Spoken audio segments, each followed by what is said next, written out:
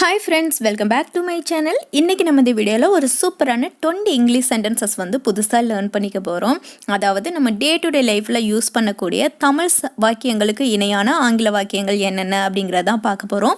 எப்போதும் போலவே ஒரு வாக்கியத்தை தமிழ்ல சொல்லி அதை எப்படி இங்கிலீஷ்ல சொல்லலாம் அப்படிங்கறத பார்க்க போறோம். அந்த வகையில இன்னைக்கு நம்ம ஒரு 20 இங்கிலீஷ் சென்டென்சஸ் கத்துக்க போறோம். அது என்னென்னங்கறத பார்க்கிறதுக்கு முன்னாடி நம்ம சேனலை சப்ஸ்கிரைப் பண்ணாதவங்க சப்ஸ்கிரைப் பண்ணிட்டு பக்கத்துல இருக்க பெல் ஐகானை கிளிக் பண்ணிக்கங்க. இப்போ வாங்க வீடியோக்குள்ள போலாம். இன்னைக்கு நம்ம பார்க்க போற ஃபர்ஸ்ட் சென்டென்ஸ். நீங்க அதை திரும்ப சொல்ல முடியுமா? ஒரு விஷயம் பத்தி பேசிட்டு இருக்கும்போது நமக்கு அவங்க சொன்னது சரியா புரியலைன்னா நம்ம கேட்போம் இல்லையா? நீங்க அதை ஒரு வாட்டி திரும்ப சொல்ல முடியுமா? அந்த மாதிரி நம்ம கேட்போம்ல. இதை எப்படி இங்கிலீஷ்ல சொல்லலாம்? Could you please repeat that? Could you please repeat that? உங்களுக்கு ஏதாவது உதவி தேவையா? உங்களுக்கு ஏதாவது உதவி தேவையா? இதை எப்படி இங்கிலீஷில் கேட்கலாம்? இந்த வாக்கியம் எல்லாமே நம்ம டே டு டே லைஃப்பில் யூஸ் பண்ணக்கூடிய ஒரு வாக்கியம்தான். உங்களுக்கு ஏதாவது உதவி தேவையா? Do you need any help? Do you need any help? Next one. நீ எதை பற்றி பேசிக்கிட்டு இருக்க? நீ எதை பற்றி பேசிக்கிட்டு இருக்க? நம்ம ஃப்ரெண்ட்ஸுங்க எதை பற்றியாவது பேசிகிட்டு இருப்பாங்க. நம்ம அப்போ தான் மிடில் போய் ஜாயின் ஆகும்.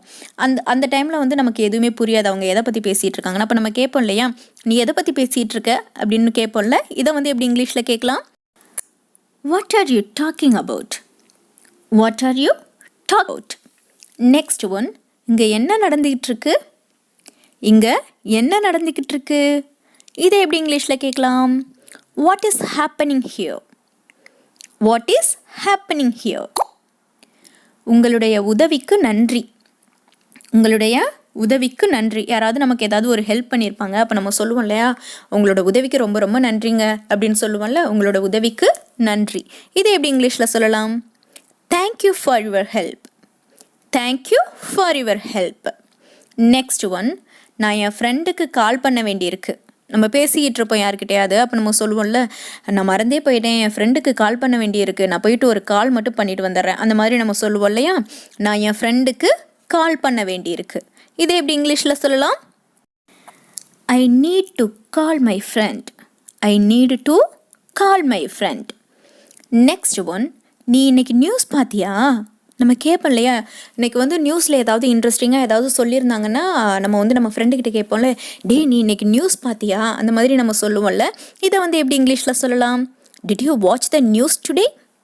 Did you watch the news today? அப்படின்னா நீ இன்னைக்கு நியூஸ் பார்த்தியா அப்படின்னு அர்த்தம். Next one. உங்களை பார்த்ததுல எனக்கு ரொம்ப சந்தோஷம். உங்களை பார்த்ததுல எனக்கு ரொம்ப சந்தோஷம். உங்களை பார்த்ததில் எனக்கு ரொம்ப சந்தோஷம். அதாவது ரொம்ப நாள் கழித்து நம்ம ஃப்ரெண்டையோ ரிலேட்டிவையோ யாரையாவது பார்த்துருப்போம். அப்போ நம்ம சொல்லுவோம் இல்லையா, ரொம்ப நாள் கழித்து பார்த்ததில் எனக்கு உங்களை பார்த்ததில் ரொம்ப சந்தோஷம். அந்த மாதிரி நம்ம சொல்லுவோம்ல. இதை எப்படி இங்கிலீஷில் சொல்லலாம்? I am so happy to see you. I am so happy to see you அப்படின்னா உங்களை பார்த்ததில் எனக்கு ரொம்ப சந்தோஷம் அப்படின்னு அர்த்தம். Next one. இந்த வீக்கெண்ட் நீ ஃப்ரீயாக இருக்கியா? இந்த வீக்கெண்ட் நீ ஃப்ரீயாக இருக்கியா? இதெல்லாம் நம்ம ஃப்ரெண்டுக்கிட்ட அதிகமாகவே அடிக்கடி கேட்கக்கூடிய ஒரு சென்டென்ஸ் தான். எப்போதுமே வீக்கெண்ட் ஏதாவது எங்கேயாவது நம்ம பிளான் பண்ணுறதா இருந்தால் நம்ம கேட்போம் இல்லையா, இந்த வீக்கெண்ட் நீ ஃப்ரீயாக இருக்கியா? இதை எப்படி இங்கிலீஷில் கேட்கலாம்? Are you free this weekend? Are you free this weekend அப்படின்னா இந்த வீக்கெண்ட் நீ ஃப்ரீயாக இருக்கியா அப்படின்னு அர்த்தம். Next one. ஒரு பிரேக் எடுக்கலாம். ஒரு பிரேக் எடுக்கலாம். ரொம்ப நேரமாக ஏதாவது ஒரு ஒர்க்கை நம்ம பண்ணிக்கிட்டே இருந்தோம்னா நம்ம ஃப்ரெண்டுக்கிட்ட சொல்லுவோம்ல, ஒரு பிரேக் எடுத்துக்கலாம்டா அப்படின்ற மாதிரி சொல்லுவோம் இல்லையா, ஒரு பிரேக் எடுக்கலாம். இதை எப்படி இங்கிலீஷில் சொல்லலாம்? Let's take a break. Let's take a break அப்படின்னா ஒரு பிரேக் எடுக்கலாம் அப்படின்னு அர்த்தம். Next one. நீ வழக்கமாக எப்போ எந்திரிப்ப? நம்ம கேட்போம்ல நம்ம ஃப்ரெண்டுக்கிட்ட இல்லை யார்ட்டையாவது கேட்போம்ல, நீ வழக்கமாக எத்தனை மணிக்கு எந்திரிப்ப, இல்லைன்னா நீ வழக்கமாக எப்போ எந்திரிப்ப, இந்த மாதிரியெல்லாம் கேட்போம்ல. இதை எப்படி இங்கிலீஷில் கேட்கலாம்? What time to you usually wake up? What time to you usually wake up அப்படின்னா நீ வழக்கமாக எப்போ எந்திரிப்ப அப்படின்னு அர்த்தம். Next one. உனக்கு பிடிச்ச உணவு என்ன? உனக்கு பிடிச்ச உணவு என்ன? நம்ம கேட்போம்ல, உனக்கு பிடிச்ச ஃபுட் என்னது அப்படின்னு நம்ம கேட்போம்ல. உன்னோட ஃபேவரட் ஃபுட் என்ன, உனக்கு பிடிச்ச ஃபுட் என்ன, அந்த மாதிரியெல்லாம் கேட்போம்ல.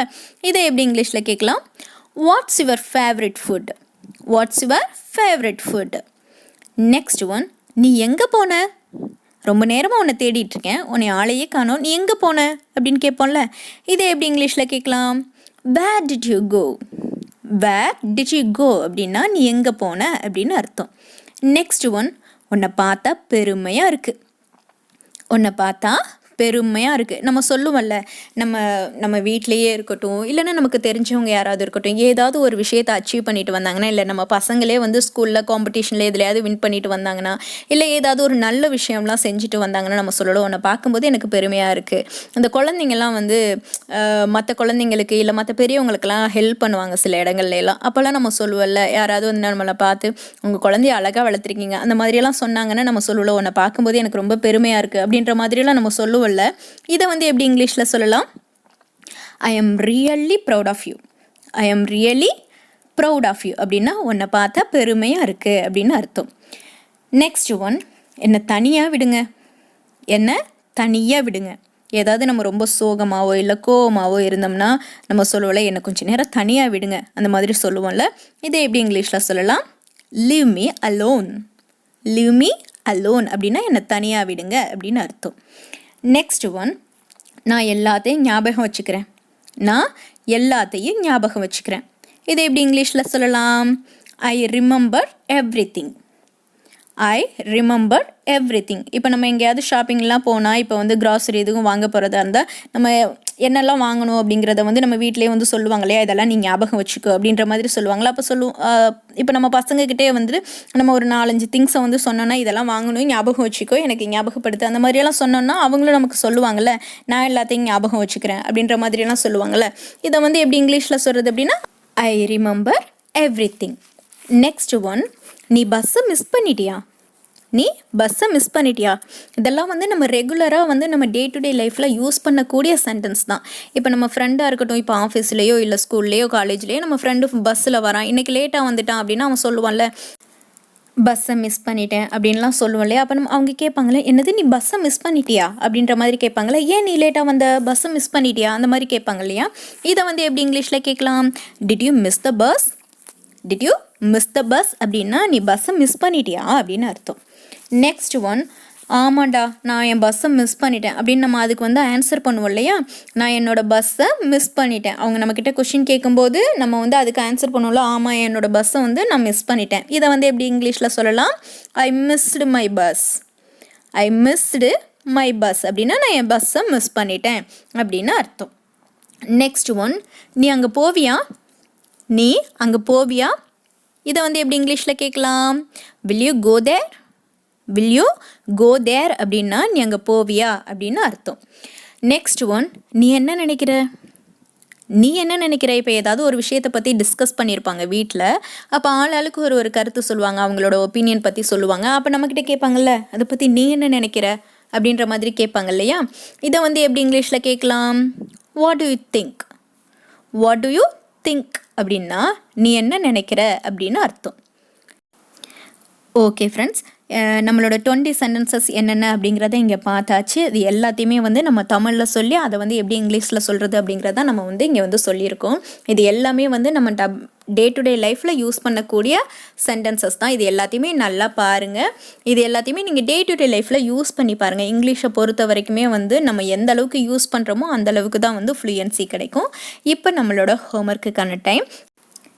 இங்கே வந்து ஒரு 5 தமிழ் சென்டென்சஸ் கொடுப்பேன். அதை அப்படியே இங்கிலீஷில் எப்படி சொல்கிறது அப்படிங்கிறத கன்வெர்ட் பண்ணி கமெண்ட் செக்ஷனில் போடுங்க. நான் அது கரெக்டாக இல்லையாங்கிறத ஆன்சர் செக் பண்ணிவிட்டு உங்களுக்கு சொல்கிறேன். இன்றைக்கி நம்ம பார்க்க போகிற ஃபர்ஸ்ட் சென்டென்ஸ், உன்னோட ஆஃபீஸ் எங்கே இருக்குது? உன்னோட ஆஃபீஸ் எங்கே இருக்குது? செகண்ட் ஒன், அவன் ஸ்கூல் எங்கே இருக்குது? அவன் ஸ்கூல் எங்கே இருக்குது? தேர்ட் ஒன், அவனுக்கு ஏதேனும் உதவி தேவையா? அவனுக்கு ஏதேனும் உதவி தேவையா? ஃபோர்த் ஒன், அவங்க எதை பற்றி பேசிக்கிட்டு இருக்காங்க? அவங்க எதை பற்றி பேசிக்கிட்டு இருக்காங்க? ஃபிஃப்த் ஒன், அவன் இந்த வீக்கெண்ட் ஃப்ரீயாக இருப்பானா? அவன் இந்த வீக்கெண்ட் ஃப்ரீயாக இருப்பானா? இந்த வீடியோ உங்களுக்கு வந்து ஹெல்ப்ஃபுல்லாக இருக்கும்னு நினைக்கிறேன். யாரெல்லாம் இங்கிலீஷ் கற்றுக்கணும்னு நினைக்கிறாங்களோ அவங்க எல்லாருக்குமே வந்து இந்த வீடியோவை ஷேர் பண்ணுங்கள்.